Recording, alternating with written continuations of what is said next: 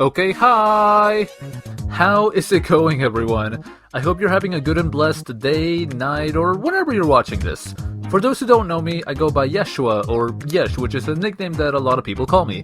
I'm just here to talk about my experience at FWA 2025.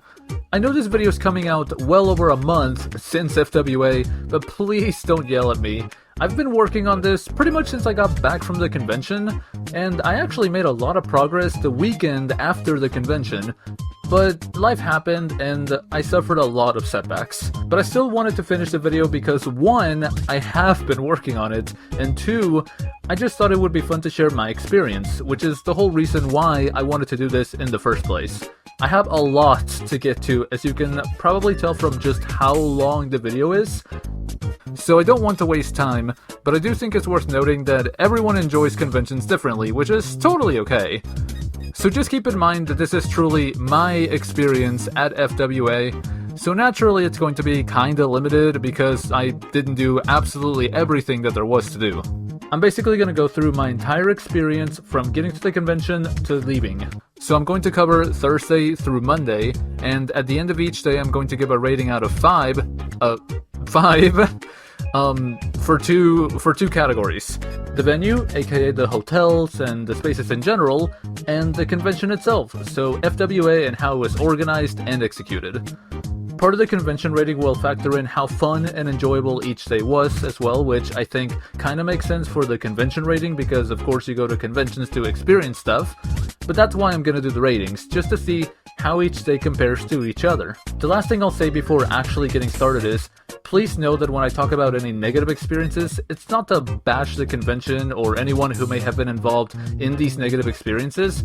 I just want to share all of the notable things that happened at the convention because after all, it's just a convention review, so you gotta do the positives and the negatives. Okay, I've yapped way too much and I haven't even started talking about the convention, so let's actually get into it.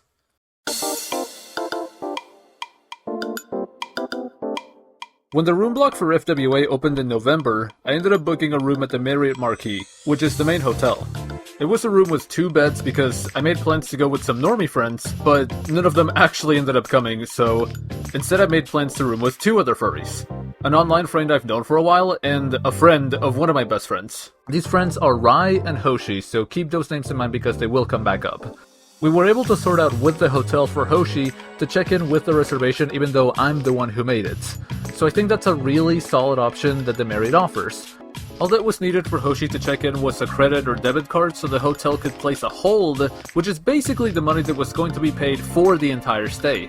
Plus, they also add what's called incidentals, which, from what I understand, it just refers to the room service there.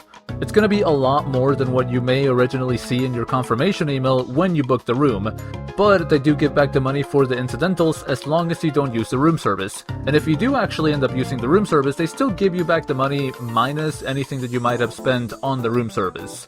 I'm not gonna lie, all of this really confused me at first, whenever I had to go through all of this, but it actually turned out okay, so Marriott Marquis doing a solid job despite a lot of confusing amounts and charges and stuff.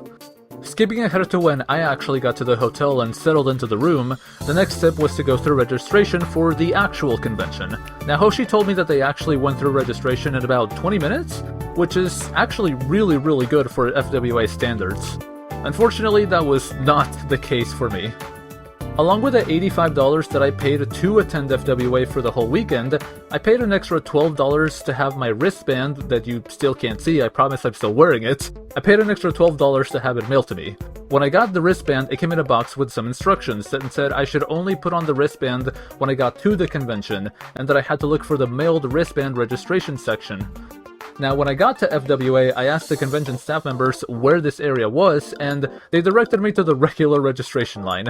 So I wasn't feeling too great about this because the whole point of getting the wristband mailed to me was so that I wouldn't have to wait so long in the regular registration line, but I was just never directed to the section that I was supposed to go to, so I still ended up at registration for about 45 minutes, 50 minutes, I don't think it was an hour, but it was pretty close to it. So the mailed wristband was just not worth it for me this year. But Hoshi later found the mailed wristband registration section, so I'm honestly just confused about why the 2 staff members that I asked where this was just couldn't direct me there. I wonder if they just didn't know about it, but I just can't say for sure. I also can't say whether going through that section would have actually been faster than regular registration, because I didn't get to do it. So if you got your wristband mailed for FWA and then went through that section at the convention, please let me know how that went, because I'm really curious. Now, after getting through registration, Hoshi and I went to the hyena meet and greet because Hoshi's persona is actually a yin. This is also Hoshi's very first furry convention, so honestly, what better way to start it than with a meet that's specifically for their species? There were a bunch of papers taped to a wall where people could just go and leave a drawing. They had a projector where they played some silly hyena videos, so that's always a fun time. And they also pointed out a pretty open area just there in the room where they encourage people to just go and lay down and start a yin pile. I gotta say, that does sound like something hyenas would do, so very on brand. And we ended up doing pretty much all of this. Hoshi drew a little doodle of their persona, and I totally would have left a feline drawing as a bit of a challenge to all the hyenas there, but I just can't draw, unfortunately. Then, we were actually the first ones to claim that open space, and the yin pile actually came to fruition. Full credit to Hoshi on that one though. They're the ones who took full ownership of that space, and everyone just ended up joining them. It was a fun time for sure, and it was just great seeing this new friend of mine enjoy their first official convention activity, so after registration, pretty good start to the convention, I'm not gonna lie. There were actually quite a bit of activities happening on Thursday. One of the things I would have loved to do was the furry takeover at the Georgia Aquarium, which is just down the block, I believe, from the main hotel. Just the fact that you could fursuit there was great, but I also heard there were some DJs. I've seen some pics and videos from this event, and it just looked like a lot of fun. I really am bummed that I missed it, but if it comes back, I'm definitely going to make an attempt to go. The furry takeover was actually a ticketed event, so you had to try and grab a ticket before they ran out. That's why I ended up not going. It's not something that you could have just decided the day of to go, unless they had tickets left, but of course they ran out. Going back to what I actually did, after the hyena meet, Hoshi and I went to check out the rave. FWA hosts its DJs at the atrium stage at the Marriott, which is just a massive room. There's the main stage where the DJ performs, and right in front of that there's kind of like a light-up floor that you can get on if you're really feeling like dancing and jamming to the music. I actually learned later that some of the DJs actually go and perform on that light-up floor, and a lot of people can just surround them. Hoshi and I actually spent most of our time on that floor, and I think Hoshi in particular really enjoyed it.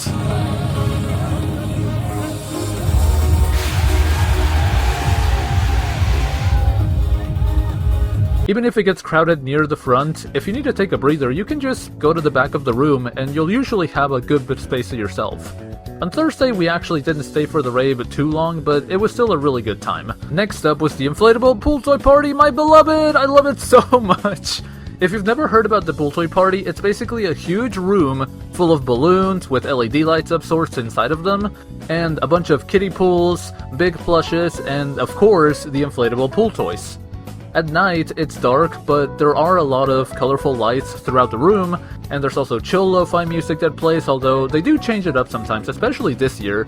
Sometimes they had some more fast-paced songs, and it kind of felt like a mini-rave at times. Hoshi and I took turns chilling in different spots throughout the room before we joined a bunch of people inside of a huge dome thing that was on one side of the room. And that section had a bunch of small mattresses, I think. I'm not exactly sure how to describe them, but you could literally just lay down and fall asleep, which Hoshi actually did at one point. But everyone under that dome was just chatting, sometimes playing around with the balloons and the inflatables. So really, this was just a really chill way to end the night. And that's about it for Thursday. It's actually insane how much there was to talk about, even just for Thursday being the first day, but let's rank it now.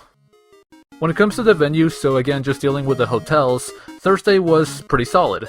Being able to have my roommate check in even though I had the original reservation was just, again, really solid, great thing that the Marriott offers. We also actually got a 2-bed room compared to last year. So just a quick story on last year, my roommates and I arrived and we were told that we had to wait more than an hour to get our double bed room, so we actually ended up getting kind of impatient and just took a single.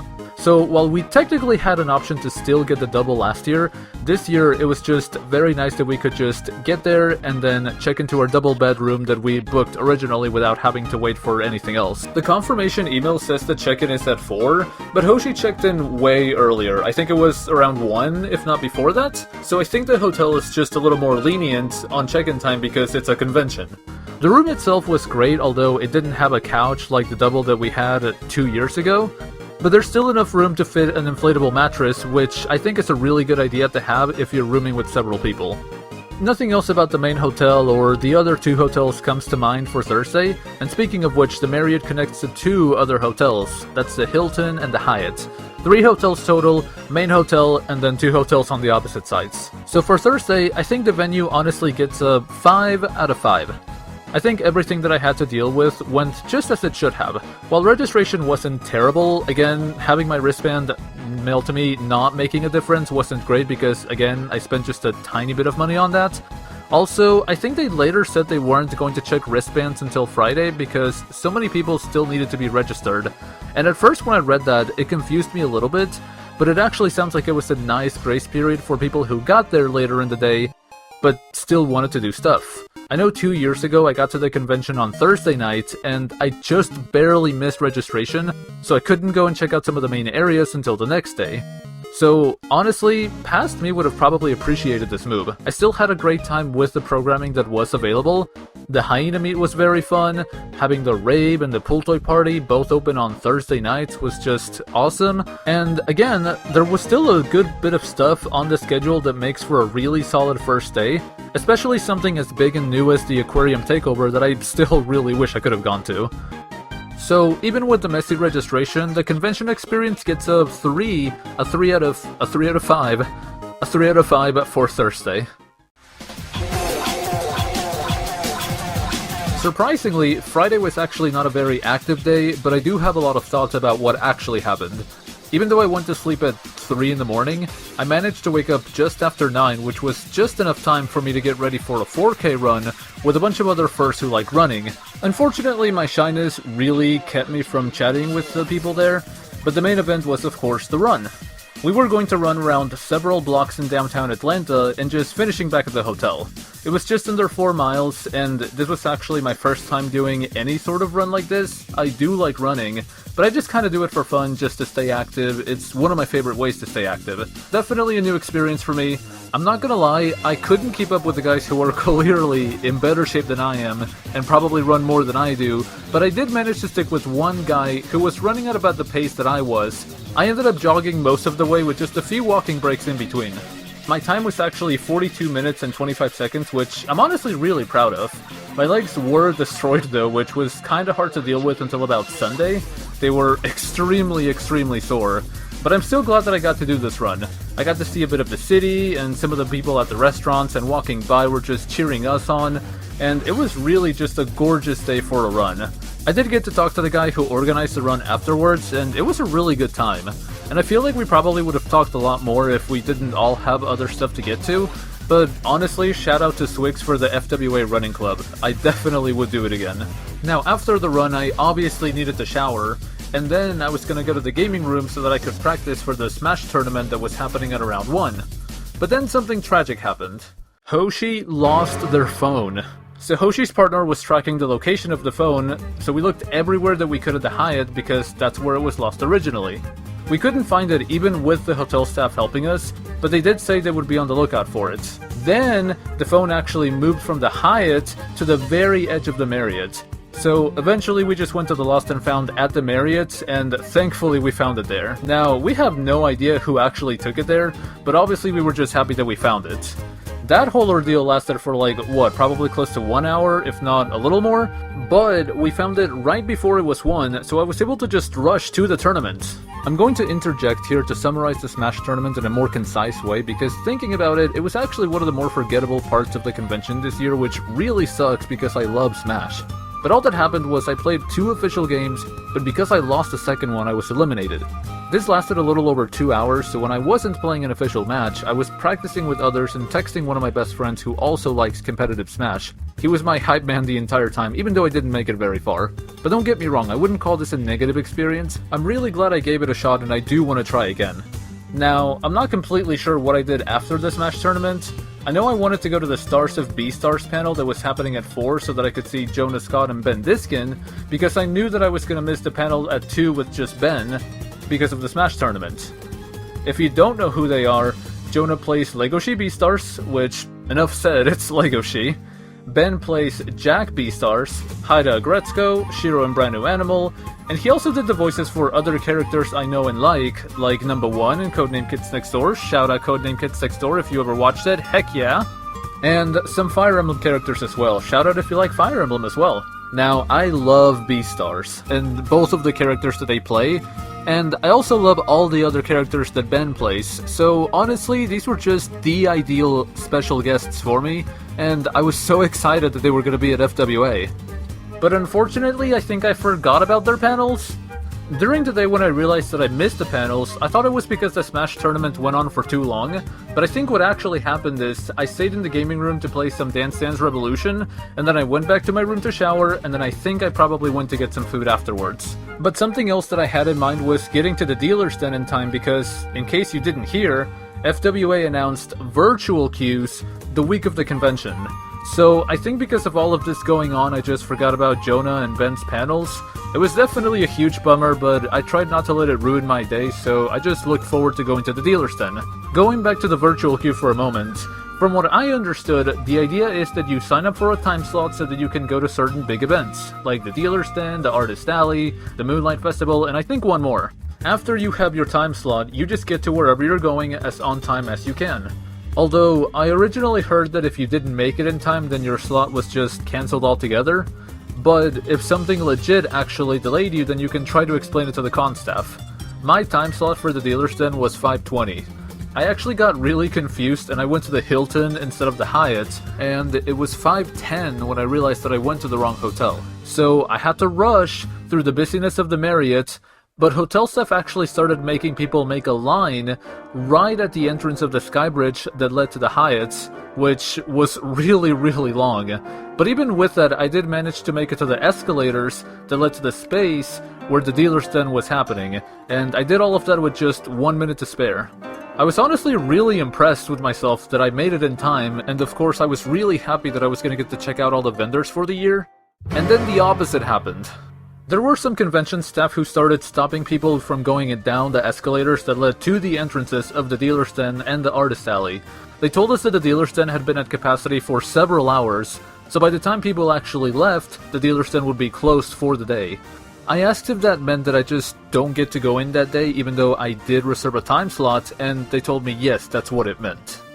Then I tried to ask what I could do to guarantee that I could actually get in the next day if using the intended system didn't work out this time. All I was told was they were going to work on it because this wasn't working. Those are the exact words the staff member told me. Those staff members did look really stressed out, so I do feel bad for them, but obviously I ended up leaving, and you can imagine that I was pretty disappointed not getting to do what I wanted to do, especially after following the exact instructions that were given not just to me, but to everyone. I was honestly wondering if I would even get into the dealer's den at all for the weekend, because if the problem was the space being at capacity for several hours, it could easily happen again for the rest of the weekend, I think. But since there were no actual changes to the system, I figured that all I could do was try again the next day. So did it work out the second time around? I'll talk about that when we get to Saturday.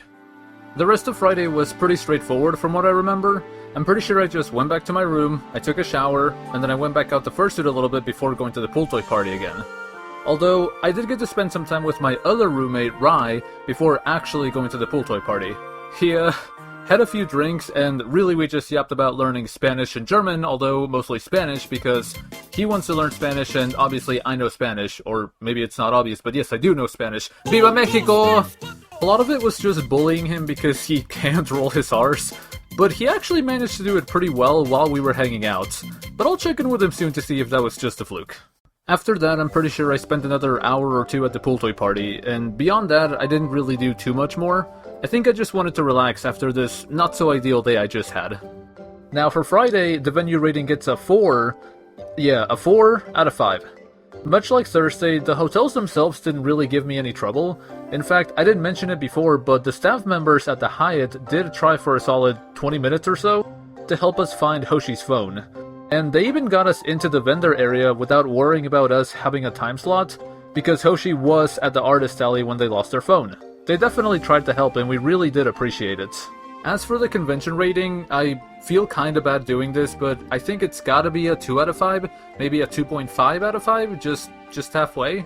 I think, for the most part, this is just because my plans just didn't go the way that I thought. It was pretty stressful trying to find Hoshi's phone because, of course, it didn't just take away from my time, but Hoshi's time as well. But that's just an accident that can happen to anyone, so not blaming Hoshi at all, it was just an unfortunate event. And, of course, the biggest downside of Friday was not getting into the dealer's den even though I got the time slot.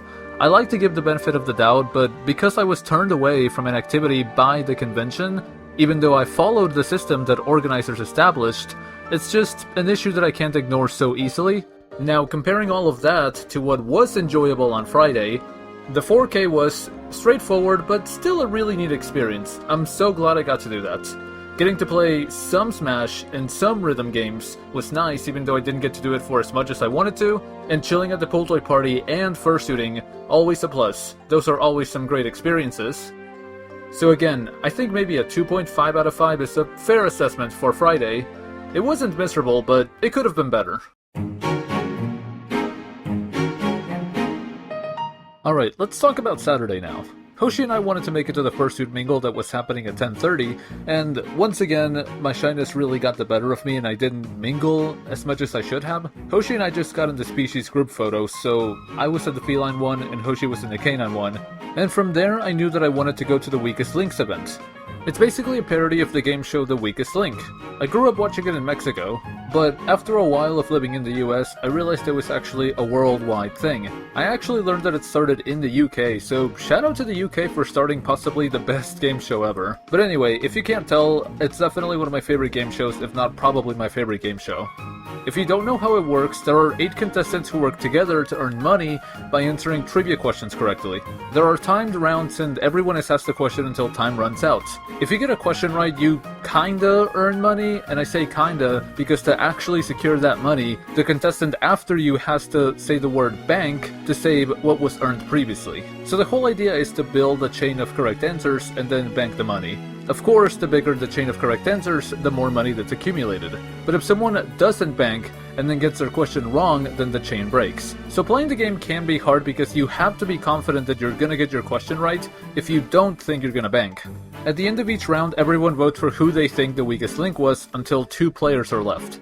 In the final round, those last 2 players are asked 5 questions, and whoever answers the most correctly then wins. FWA's version of the weakest link is naturally called the Weakest Links, so obviously that's like the best name ever. 1, because it actually sounds close to the original, and 2, because it's a feline. Felines on top, let's go! We basically played exactly like the original game show, except that we accumulated points instead of money, and of course it was furry trivia. The goal was of course to win the game by being the last one standing, but if we accumulated enough points, the organizer said that they would allow the winner, or a few people, I think, to get $100 worth of stuff from the dealer's den. So we definitely had a lot of free motivation to do well in the game. So how did it go? Well, to start off, I actually almost didn't play. They made everyone who was interested in playing line up and then reach into a bag and pick a rock. If you got a white rock, then you were out, and if you got a blue rock, then you were in. So just the fact that it was up to chance whether anyone got to play could have meant that I would have been a spectator instead of a player. But, thankfully, I managed to get the last blue rock, and there were still 2 people behind me, so I felt kinda bad for them. They didn't even get a chance to reach into the bag. But hey, I'm not complaining, I got to play, I wanted to play, so... Now, most of the rounds were actually pretty straightforward, but a few of them do stand out. In the very first round, the first 3 questions were literally, what do the F, W, and A stand for in FWA? Obviously those are pretty free questions, so we were instantly able to get a chain of correct answers going. I don't remember what exactly were the questions after the FWA acronym questions, but everyone before me was getting their questions right. but no one ever banked! And I couldn't bank because the person right before me got his questions wrong, so if you don't have any accumulated points, then there's nothing to bank. I think people didn't understand that they had to say the word bank to actually save any points from other people's right answers, and we actually ended up getting no points whatsoever in that first round, and the organizers had to explain the concept of banking again. So we went on with the game, and I actually think I played kinda decently, but there were some rounds where I did really bad, like 2 rounds specifically where I was terrible. I know one of those rounds I got all of my questions wrong, and in another I got all of them wrong except for one, I think. I definitely should have been voted out during one of those rounds, and in one of them I actually almost was. I remember I had 2 votes against me, but there were also 2 votes against another player, and wow, I got so fortunate that when it was my time to reveal who I voted for, I ended up voting for that other person who had 2 votes against them, so they were eliminated and I still got to keep playing. And I actually think that was the round where I got all of my questions wrong, so I was definitely 100% ready to get kicked out. But from there, I think I actually had some pretty solid late rounds. I was also the strongest Lynx for 2 rounds, so I think that kinda balances out the other 2 rounds where I did really bad. I also don't think there were any other big efforts to vote me out, so I actually managed to make it to the final 2. At this point I don't remember the exact questions that I was asked, but I do remember that my opponent was getting questions that I absolutely knew the answers to, so it was pretty often where I thought, dang, I really wish they asked me that question. A fast animal when unabbreviated. Sloth. Correct. I will say, I think people could easily tell when I reacted to somebody getting a question that I knew, because I was definitely making some anxious gestures and movements sometimes. But this probably went both ways, because I know some people were disappointed that I got some questions wrong, because I could hear the chatter and the gasps in the crowd sometimes, which is totally fair. It's part of what makes a game show with a live audience more fun. The letter is Omega, which was one of our prior contestants over there. I was a massive hint for that one. And this was especially true when I got questions about Pokemon and Digimon. Those were killer for me. In fact, some of the questions were more furry adjacent than actually about the furry fandom, so those particular questions were a little tougher for me. One of the questions that I was happy to get right was, who was the voice actor for Pikachu in the Detective Pikachu movie? It took me a second, but I did answer Ryan Reynolds, but still a tiny part of me thought that it was wrong and I was just gonna get laughed at. But thankfully it was right. Another question I remember standing out was, what is the URL for FWA's website? The correct answer is furryweekend.com, and the organizers even said that it's good that I didn't say furryweekendatlanta.com, because that technically would have been wrong.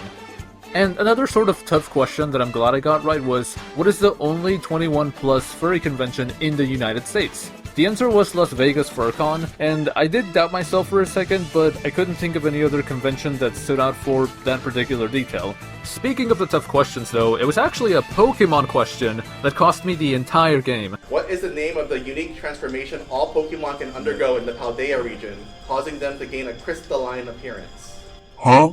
I ended up getting second place, which is still really cool. I'm so happy that I made it so far, especially when there were those 2 rounds where I really should have been eliminated, but holy heck, I'm still so sad that I didn't win, because the winner got a Lynx plushie that said the winner 2025 for the weakest Lynx, which is just a really neat and adorable keepsake. But at least I got a really cute sticker of the logo they made for the game show. It's basically a parody of the original logo, except of course it has the Lynx character and it says the weakest Lynx. And honestly, I absolutely love it. This is probably one of my favorite things that I got at FWA. This was definitely one of the biggest highlights of the entire convention for me this year.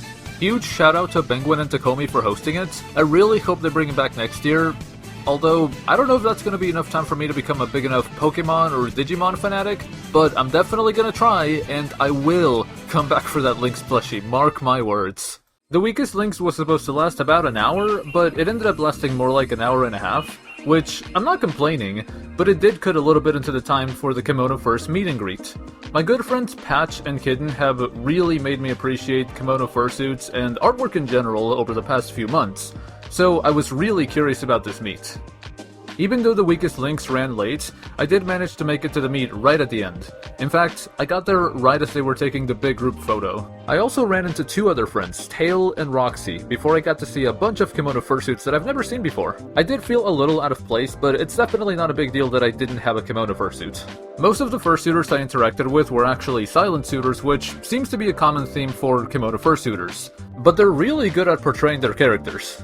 Plus, it's just awesome to see different characters in this style that isn't really seen that often here in the western part of the world. Unsurprisingly, again, my shyness kept me from interacting with more people, especially because, again, most of them were silent suitors. But I know that shouldn't stop me from also embracing my own character and just be a silly cat. But that was a pretty straightforward meet. It was a great way to relax after all the excitement from the weakest links. The next big activity was the dealer's den. Finally, the dealer's den! Woo! We love the dealer's den! I love actually getting into the dealer's den. Anyway, sorry. I'm just joking, but anyway. I chose 4:20 for the time slot this time so that I would have enough time to go to all the activities I wanted to earlier in the day, but also so that it wouldn't be too close to the time the dealer's den closes so I didn't get turned away again. Thankfully, this time I was actually able to get to the entrance of the dealer's den, not just the escalators like I did the previous day, and after getting through this pretty short line for FWA standards, which was like 5 minutes or so, I was actually in the dealer's den. I didn't explain it before, but to actually get a time slot, you have to log into your MyFWA account, which, if you've never been to FWA, you need to make this account to just register for the convention. Then you find the link to the virtual queues in your account, and then you pick whatever activity you want to do, and then you choose a time slot for it. It's honestly not very difficult at all, and I wish I could show you a clip of how to do it, but the FWA website doesn't let me get as far as actually picking a time slot, probably because the convention is over. But once your time slot is actually secure, you'll get a text message with a link to a QR code that you gotta show the people at the entrance of the event that you're going to. Now, in theory, this means that if you don't have the QR code, then you just can't get into whatever you're trying to get into. I feel like I remember reading or seeing chatter that you could also choose to just wait in line to enter these areas, but I'm honestly not sure how that actually ended up working. In fact, I remember that when I went to the dealer's den, one person in front of me did not have a QR code. I think he said he didn't know he needed one, and he did sound a little upset, but then a convention staff member, or at least I think it was a convention staff member, started talking to the guy and said that she would let him in if he just wasn't rude to the staff members. And I think he actually did get in. But I think what could potentially become an issue is that people without the QR code can take up some of the space at these events, and then people with the time slots may not be able to get in. I wonder if that's actually what happened to me on Friday? I feel like the system does have some stuff that needs to be worked out, but of course, it is the very first time that FWA used it. Still, I think it is worth noting that at least in my experience, when it worked, the virtual queue truly did work just fine for me. So if you went to FWA and dealt with the virtual queue, whether it was at the dealer's den, the artist alley, or just anything, please let me know how it was for you. I definitely got both ends of it, but I do want to hear about how other people experienced it. Now, picking up where we left off, I like to get myself some art from the artist alley. You can see I got a couple of art pieces right there that I got from Method Furmeet. But this year, I was actually on the hunt for a hoodie or a jacket, and just some fursuit accessories. That's what I really wanted this year. I think I went through like a quarter of the dealer's den before I actually went back to the entrance for a second, and Hoshi came in. We talked for a little bit before I realized that right in front of me, at the entrance, was Jonah Scott and Ben Diskin again. I was so shocked because I just wasn't expecting them at the dealer's den at all, which, if they were supposed to be there, I guess maybe it was probably announced and I just didn't see it. But obviously, if you remember from Friday, I missed both of their panels, so just to have this second chance to actually see them really made my day. I was already having a really good day, but obviously this just made it even better. I was a little hesitant at first because I hadn't looked at all of the dealer's den, and I was worried that I would find a lot of stuff that I would really want, and then I would end up spending too much money on that, plus meeting Jonah and Ben. But after talking it out with Hoshi, I decided it was, again, totally worth it. So I went to see Jonah first, and wow, he was just so energetic and happy to see all of the people who like him and the work that he does. If you didn't know, Kia Fursuits and Chickaspray made a Lego sheet partial for Jonah, so I was able to get pics with him wearing the head and also not wearing the head. So definitely I'm really happy about that, especially, again, being a furry. Him having a partial I think is just a really cool thing. After meeting Jonah, I did go browse the dealer's den a little more, and then I came back to Ben. I told Ben that I love his work voicing so many characters that I like, and I asked him how often he went to furry conventions, and I believe FWA was actually just his second or third. He did say furry conventions are some of his favorites to go to though, so maybe he and Jonah will be back at FWA next year, which obviously I would love, but I think they'll probably go to other conventions too. Now back to the more traditional dealer stand stuff. Remember that I wanted a hoodie or a jacket and then fursuit accessories? Well, I got them. Waffle Wishes was selling a bunch of hoodies with some insane designs, and I ended up getting this one. So this is what the front looks like, and it has some awesome colors, really cool patterns, and then the back, just please look at the back. This is insane. Just such a cool design. Hopefully it's focusing, I hope it's focusing, but I'm not gonna get too into it, but something that I really like when it comes to designs or even art, especially furry art, is I like anything that gives off like an aggressive or fierce sort of feel. This actually kind of reminds me of like Shiro from Brand New Animal, just the fierce and dangerous looking character that nobody wants to mess with. The front as well, it says do or die, so very edgy. I like my edgy stuff sometimes. But anyway, huge kudos to Waffle Wishes. This is definitely one of my favorite things that I got from the dealer's den this year. I also got this new collar right here. A lot of fursuiters have been picking them up from Limey Cheetah, and it's really not hard to see why. They're so cute, I think I'm pointing at it, I think I'm touching it. They're cute, they're soft, they're very well made. Obviously, they have a bell. Absolutely perfect for cats. I already have a bell, it's a little bigger than this one, but hey, listen to that. I hope you can listen to that. I hope the mic is getting that, but anyway, absolutely love that as well. And the last big thing that I got from the dealer's den were these glasses right here. I've never really been someone to give glasses to my persona, but in a lot of video games where you can customize your characters, I give mine glasses every time just because I want to wear a bunch of accessories at a time. And this is especially true in Animal Crossing. If you ever played Animal Crossing with me, you saw that I basically put the whole wardrobe on, especially glasses. But I wanted some accessories for my partial, so I thought why not? So every once in a while, you might see me with these on. They were made by Fursuit Glasses, which is exactly what it sounds like. They are glasses for fursuiters. They have a sort of elastic that you can secure around the fursuit head, so you don't have to worry about them falling. Like, you can see that I'm literally looking, well, see, I'm looking down and they're not falling because of the elastic thingy. I don't know how else to describe it, but just look at this right here. I don't know if it'll actually focus, but you just kinda clip it together like that, and that's it. Plus, the inside of the frame is actually magnetic, so if you find or make any lenses that fit, you can pretty much customize the glasses just a little bit. I also picked up some stickers, and unfortunately I cannot remember who made these, and I really need to find out because these stickers are just so cute. Look at that. That is adorable. They basically show fursuit struggles that I especially relate to, and I wish I could show them off somehow while I'm fursuiting, but just look at that. They are so cute. Literally all of the fursuit struggles, all of the stereotypes, especially this one for me. Watch the tail. I have a long tail if you don't know. So there's that one, and this one right here. It says, sorry I can't see in front of me. I also ended up buying fursuit spray from Weasels on Easels. That's an absolutely amazing name. It's quite a bit as well. Compared to last year, I actually only got... Oh, I don't have it with me. Oh no. So last year I got fursuit spray from Pinku's Crafty Cottage. Look at this one.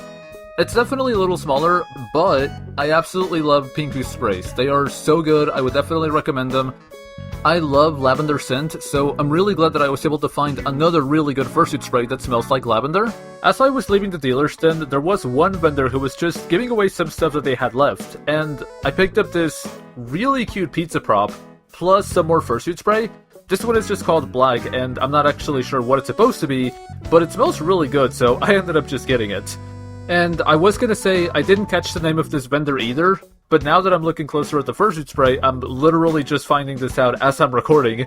It says, buy Jinxin Boots, and it has the website pibble.party. So I'm definitely gonna check them out some more. I'm especially interested in these props, because this is just adorable. I think it's knitting. In fact, have a closer look, and if anyone can tell me if this is actually knitting, that'd be really good to know. But whatever it is, it's really well made, it's really soft, looks adorable, It's just perfect for a fursuit prop. In fact, I'm just gonna nom nom nom nom nom nom nom. But for real, huge shout out to Jinx and Boots for both of these. They were literally just giving away the rest of their stuff at the end of the day, and I'm really happy I could take home these two cool things. That was probably my best visit to any dealer's den ever, which isn't really saying too much because I've only really gone to the dealer's den at FWA and at Method Fur Meet in Tennessee. But I have gone to these dealer's dens several times, and this was definitely my favorite visit. Nothing is topping it right now. After the dealer's den, Hoshi and I went back to the room and put away all the stuff that we bought. And speaking of Hoshi, they actually got feet paws. This was the main thing they were looking for because they made their fursuit head just in time for FWA, so they were looking for some paws, feet paws, and a tail. I think we were both surprised that there were feet paws that matched the exact color of their fursuit, so they really couldn't pass it up. It seems like both of us definitely got what we were looking for at the dealer's den this year. After relaxing back at our room for a little bit, I knew that I wanted to go to the gaming room and, well, things got a little interesting. The gaming room was at the Hilton, 2 floors down from the floor that connects to the Sky Bridge to the Marriott. So if you were staying at the Marriott like I was, to get to the gaming room, first you have to take the Sky Bridge from the Marriott to the Hilton, then you have to go through this really open space that leads to the Grand Ballroom where the Moonlight Festival was apparently happening, and then you take 2 escalators down to lead you to the gaming room.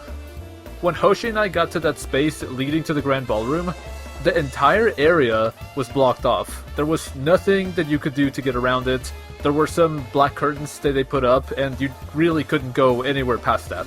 At the time, I kinda half thought that this was all for the Moonlight Festival, and I didn't know for sure because we really weren't thinking about going to it, so we didn't really pay attention to any information about where it was happening. But even though that entire area was blocked off, there were stairs and elevators that people could use to go down to the other floors. But the con staff actually blocked us from going down the stairs, even though we told them we were going to the gaming room. I think they were just worried that people were trying to sneak into the Moonlight Festival without a QR code, which I do understand. I stopped one convention staff member and I waited for a couple of minutes for him to tell us if we could actually use the stairs or not. But he kept talking to other staff members and never really answered my question, so we ended up leaving. And there was actually a huge line for the elevators because people were trying to get to their rooms at the Hilton. So that's probably just another area for improvement there on the side of the convention. Because if you're going to use this big space that again is really heavy for foot traffic, there should probably be some sort of plan to allow that traffic to keep flowing. I also heard that the line for the Moonlight Festival itself was also insane. I think it was supposed to start at 8, but from 7 to 8, people could actually go in just to check out the vendors. So I don't know if this means that from 8 onwards, the vendors just weren't available. Apparently there were supposed to be performers and special guests as well, so maybe they just didn't want to have that happening at the same time as the vendors so that it wouldn't get too crowded. Still, I did hear that some people were waiting for at least 45 minutes from the time that their time slot started just to get into the Moonlight Festival. And I also started seeing a lot of chatter on social media about the Skybridge to the Hilton just being closed altogether. That would mean that anyone wanting to go to and from the Hilton would have to go outside and use the hotel's main entrances just to get to the other hotel.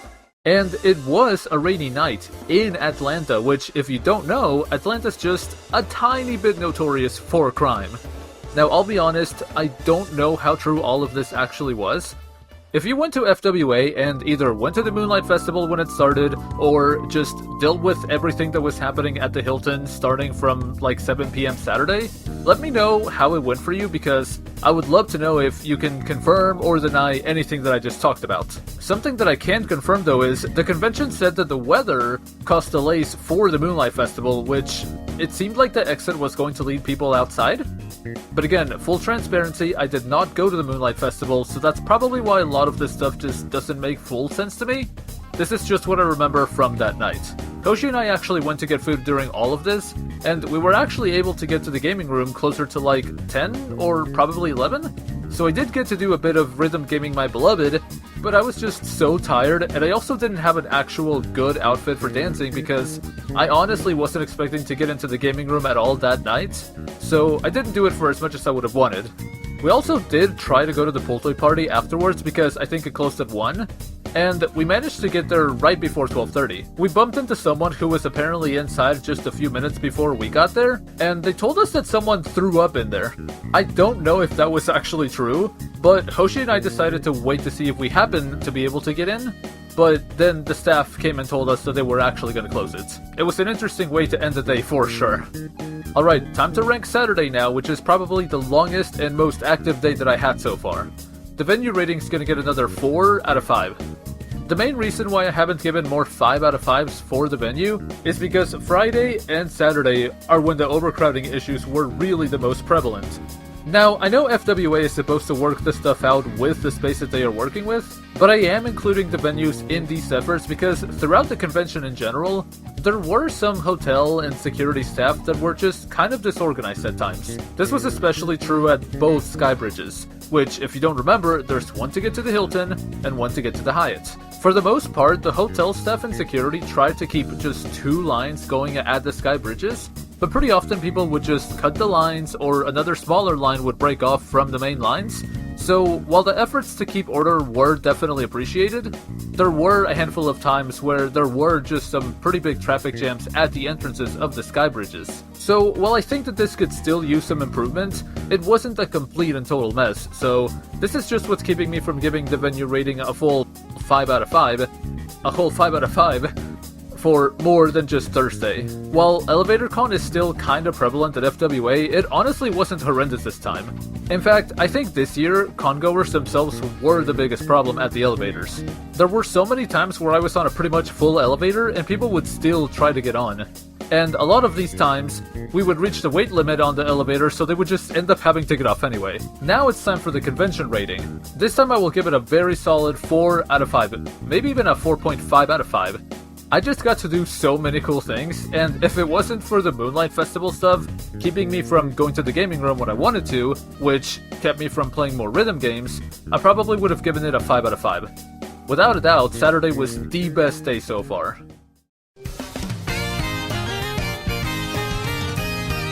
The only actual event in the programming that I wanted to go to was the Feline Meet.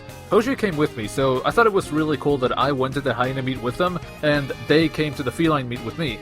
We got there a tiny bit early, but holy heck, the room was absolutely packed. This was definitely the most crowded Feline Meet that I've seen at FWA, but it might have also been in a slightly smaller room than previous years. So if that was the case, then maybe that had something to do with it. Although maybe what actually happened was a lot of people showing up. Still, it did have all the classic stuff that you would find in a room full of cats. Boxes, a pet tunnel, boxes, yarn, and more boxes. I'm not gonna lie though, I think I got a little bit overwhelmed by how many people were packed in the room. So unfortunately I didn't really get a lot of photos or videos because I was just constantly trying to keep moving and not getting people's ways. Getting to rest in a box was really nice though. There's something poetic about just chilling inside of a box while there's a bunch of chaos all around you. And at the end, we made a conga line that started at the room where the meet was happening, which was near the sky bridge of the Hilton. And from what I could tell, that conga line went all the way to the Marriott, even going down some escalators at the Marriott, and then coming back up, and then finishing again at the room where the meet was happening. It was a really fun way to finish that meet and really show the entire convention why cats are obviously the most fun species. Definitely a big shout out to Astra, Dex, and Batty for hosting the Feline Meets. It's the 3rd year that I catch it at FWA, and it's always fun being a silly cat with a bunch of other silly cats. After that, Hoshi and I went to the pool toy party because it was only open from noon until 4 for the last day. It was really interesting experiencing it during the day for the first time, but honestly, it was a lot of fun. It was a good mix of lounging, playing with balloons, seeing friends, and really just enjoying the last day of the convention. I'm sure you can tell, but the pool toy party is seriously just one of my favorite experiences at FWA. It just ticks all the boxes. It can be relaxing, it can be interactive, it can make for some playful moments. I'm really happy I could spend so much time in there this year. After the pool toy party, Hoshi and I packed a little bit before going back out to Fursuit later at night, and we actually ended up spending a good bit of time at the rave. We got through 2, if not 3 DJs, so we were probably in there for at least 2 hours. I was all over the front of the room, and Hoshi stayed at the very front where the little glowing dance floor was, and we really just jammed for as long as we could. What's funny is, I don't think we actually meant to go to the rave for so long. I think our plan was just to roam around in Fursuit, but we saw the rave open and thought, why not? It's the last day of the convention after all. After this experience, I'd say I'm slightly more inspired to go to fursuit raves than before, so I may need to fit more visits to raves at conventions, including FWA. I also want to put together a better rave outfits. I especially just want more accessories to glow. I got these little wristbands that I actually put on the pants that I wear for raves, because they're Velcro, and the pants that I wear actually have some holes that I can just slide the wristbands into, and I just attach them, and they look pretty cool. But I do want some other accessories that also glow like this, or just anything that looks good for a rave. Going back to the convention though, there's honestly not a lot more to say. Sunday was just a simple day doing some of the stuff that I liked. As for the ratings for Sunday, the venue gets a 5 out of 5. I feel like some of the issues that I mentioned before, like overcrowding and the staff being all over the place, wasn't really as prevalent on Sunday. Although, I do think it may be because a lot of people tend to leave during the day on Sunday, and some people also leave on Saturday, so I guess just naturally having less people at the convention will make things run a little smoother. The convention rating also gets another solid 4 out of 5 for Sunday. Compared to Saturday, which was definitely the best day for me this year, Sunday I was able to do pretty much everything that I wanted, but I think part of the reason was because I didn't really have nearly as many plans compared to Saturday. The only really big regret that I have is that I didn't really get a proper arcade session going. I only played a little bit on Friday and a little bit on Saturday. I'll definitely have to make more time for it next year because FWA has just an insane arcade, and it's not just because they have my 2 favorite rhythm games, plus the third one that I'm actually really getting into, but it really is just one of my favorite spaces at the convention. Going back to the rating for Sunday, I think it would be a little silly to say that Sunday was a better day than Saturday, because Saturday was just packed with so much good stuff. So I'm sticking with the 4 out of 5 for Sunday, mainly based on how it compares to Saturday. I said at the beginning that this convention felt like the one that I did the most stuff in, but reflecting back on it, I can't help but feel that I still missed out on some stuff. I don't know, maybe I'm just overthinking it. Either way, I do think the convention as a whole gets a solid 4 out of 5. While Monday doesn't count as an official convention day, I do want to quickly mention that trying to leave the Merit was absolutely terrible. Hoshi and I got breakfast at the lobby, so while we were down there we decided to just go ahead and check out, so we had to go back up to get our stuff, but once we were ready to leave, we could not find a single elevator that wasn't packed. We probably waited for around half an hour on the 28th floor, which is where our room was. Then we decided to try and go down the stairs to see if we could catch an elevator going up that wasn't packed. I think the lowest floor we got down to was like 23, and I'm not gonna lie, going down the stairs with all of our stuff was just an absolute nightmare. We ended up losing more than an hour just trying to get down to leave, which we definitely could have used on the road to get home faster. I don't know if catching an elevator was so hard because everyone was trying to leave at the same time, but it definitely wasn't this bad at any point during the convention, which I thought was really weird. I don't think we waited more than maybe 10 minutes for an elevator from Thursday to Sunday, and we definitely didn't need to use the stairs at any point. So the venue gets a negative 5 out of 5 for Monday. I'm just messing, but that was definitely the least fun experience at the convention, which again, not really an official convention day, but it was terrible. Before I finish, I also want to mention how great it was to share a bulk of the convention with Hoshi. Like I said, this was their first furry convention, so I really hope they enjoyed it as much as I did. We went through quite a bit over the weekend, from all the fun to just a few struggles. And if you see this, Hoshi, thank you so much for being such a great friend and a great person to go to a convention with. I totally would do it again. Alright, that's actually it for real this time. If you watched everything up to this point, then thank you so much for putting up with my yapping. I mentioned before that I don't actually go to conventions very often, but I had a lot of fun making this video, so I'm definitely gonna try to make some more reviews to any future conventions that I go to. And again, this was the first time that I made a video like this, so if you have any feedback at all, aside from yapping less, which is gonna be really hard but still valid, definitely let me know. And just like I've been saying throughout the video, if you went to FWA and want to chime in with your experience, tell me about it. I would definitely love to hear it. Thanks again for watching, and until next time, take care!